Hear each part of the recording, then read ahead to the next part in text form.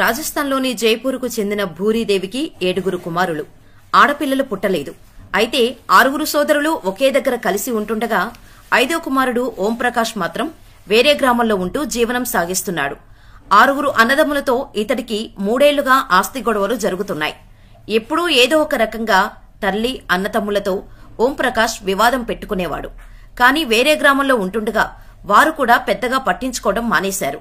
అయితే వయసురీత్యా వచ్చే అనారోగ్య సమస్యలతో మే 3వ తేదీ మధ్యాహ్నం సమయంలో భూరీదేవి ప్రాణాలు కోల్పోయారు. దీంతో కుమారులు ఈ విషయాన్ని ఓంప్రకాష్ సహా బంధువులు, స్థానికులు అందరికీ తెలియజేశారు. అమ్మ పక్కనే కూర్చొని కన్నీరు పెడుతూనే అంత్యక్రియలన్నీ సిద్ధం చేశారు. ఇంటి దగ్గర చేయాల్సిన అన్ని క్రియలు జరిపించి ఆమె చేతికి ఉన్న వెండి గాజులు తీసేశారు. వాటిని ఆమె పెద్ద కుమారుడు గిర్దార్కి అప్పగించారు. దాన్ని గుర్తించిన ఓంప్రకాష్ వాటిని ఎలాగైనా దక్కించుకోవాలని అనుకున్నాడు.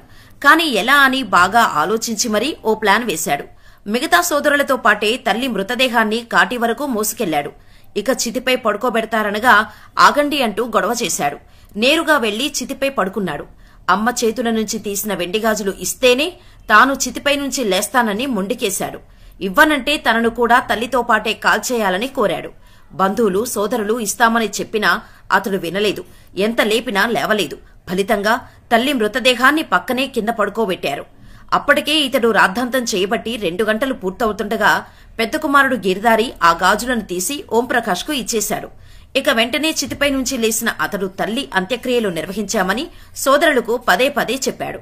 ఇంత దారుణంగా ప్రవర్తించిన ఇతడిని చూసిన గ్రామస్తులు, సోదరులు ముక్కున వేలేసుకున్నారు. కలికాలం అంటే ఇదేనంటూ కామెంట్లు చేశారు. అంతెందుకు, గతంలో మన తెలుగు రాష్ట్రాల్లోనే ఆస్తి పంపకాలు జరిగే వరకు తండ్రికి కొరివి పెట్టేది లేదని దాదాపు 2 రోజుల పాటు తండ్రి శవాన్ని కదలనివ్వకుండా చేశాడు ఓ కొడుకు. మరోచోట ఆస్తి ఇచ్చినా సరే ఇంకా కావాలి, లేదంటే కొరివి పెట్టనని కొడుకు మొండికేస్తే కూతురే కొడుకై ఆ తండ్రి అంత్యక్రియల్ని పూర్తి చేసింది.